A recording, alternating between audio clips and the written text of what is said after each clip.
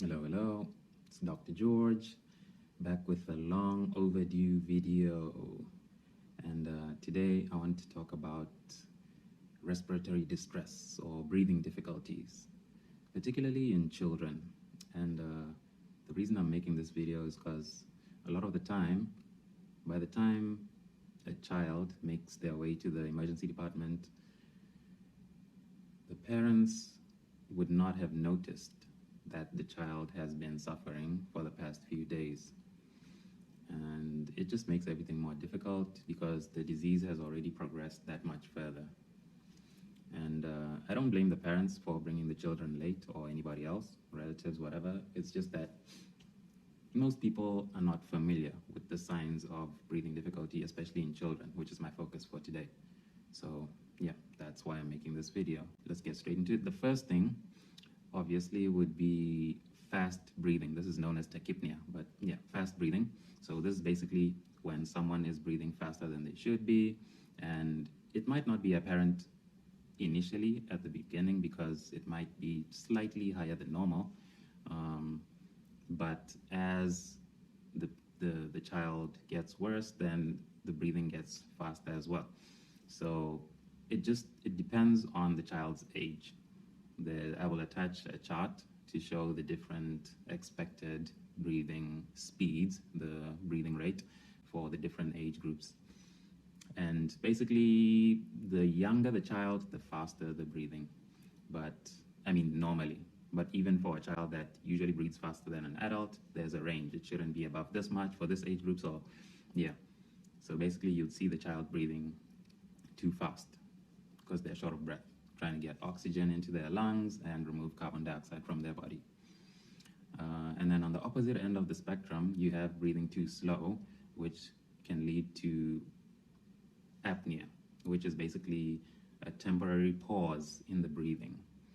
So yeah, those are the two things with the rate, how it can be too high or it can be too low. Usually it starts by being too high, then as the child tires and their disease gets worse, then it becomes too low, which is usually a late sign. And then other things you can see is there's something called a nasal flaring. That one I'll demonstrate for you now. Let me try to zoom in. So this is what you see. You see? So basically the nose will be expanding more than normal to try to get more oxygen in. And yeah, it's usually seen in like smaller children. And then the other thing that you can see is something known as head bobbing, which is like, I'll attach a video for that.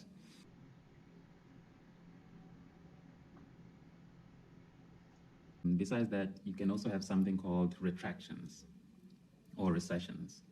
So this is basically where on the chest wall or the back, you'll see the skin, as the child breathes in and out, you'll see the skin of the chest being pulled in between the ribs. Sometimes you can even see it on top of the collarbone, the clavicles here, as well as underneath the ribs. The skin, every time the child breathes, you'll see the skin retracting or going inside with each breath. So that's another sign of breathing difficulty. You can also have something known as a seesaw breathing. So that's basically where if the child is lying down and you're looking at them from the side, they're lying on their back and you're looking at them from the side, what you would see is the chest and the abdomen do not move in unison. So as the chest goes up, the abdomen would go down, and vice versa with each breath. So usually how it's supposed to be is the chest and the abdomen, when they breathe in, everything goes up. And then when they exhale, when they breathe out, everything goes back down. Yeah, if you see them not in unison, like seesaw, up and down, that's a sign of breathing difficulties.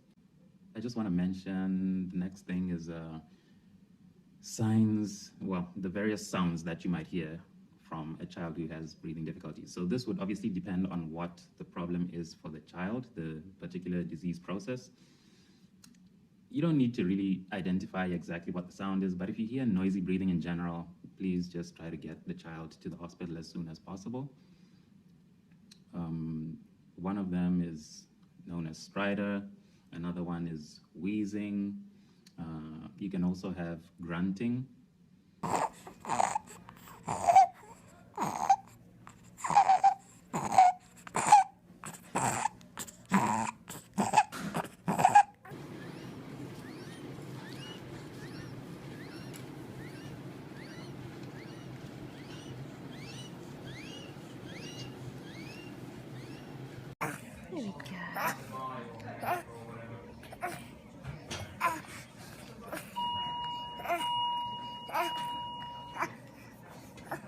If it's an older child, maybe someone who's able to speak for themselves, when someone has serious breathing difficulty, they will not be able to like complete their sentences.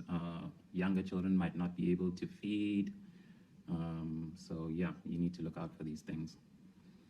And then in terms of appearance, children who have severe breathing difficulties might get to a stage whereby they start to appear blue, and it typically occurs in like the peripheries, like the fingers as well as the toes. And then sometimes if it's bad enough, you can even get it centrally, like in the lips and even the nose. Another one is known as mottling. So basically, I think the easiest way to describe it is you just see the skin appears uneven in color. Like instead of like a uniform pink coloration, which you would expect normally, you would see like patches of pink with some purple and lighter red and that sort of thing. So that's mottling. And then you can also have pallor. Pallor means like being pale, so that's a lack of color. So instead of the child appearing like pink, then they would appear more pale. So yeah, it's basically a lack of color. I think the last thing that I'll mention is just behavioral changes that might be associated in children who have breathing difficulties. So the first one is just being anxious or restless. So basically, because the child is having breathing difficulties, it's like they cannot remain, they cannot just be like at rest. They're always like moving and they just can't seem to settle down. That's one sign. And then on the opposite end of the spectrum, you have something called lethargy, which is being basically like a complete lack of energy. The child might appear floppy and yeah, just very weak, an extreme lack of energy. That's lethargy. So yeah, I hope that if you guys see any of these signs or symptoms, you'll get your child, or whether it's your niece, your nephew, your actual son or daughter, or just some random kid on the street, if you could get them to medical care as soon as possible. Because like I mentioned at the beginning, a lot of people are not familiar with these signs, and so by the time the child comes to the emergency department, it's like, what? They've been breathing like this for like how? Like 3 days? Wow. But yeah, I hope this can be helpful, and just to help you try to distinguish between like serious conditions that cause breathing difficulty and then the more common, like common cold and just the flu-like symptoms. So yeah, that's it.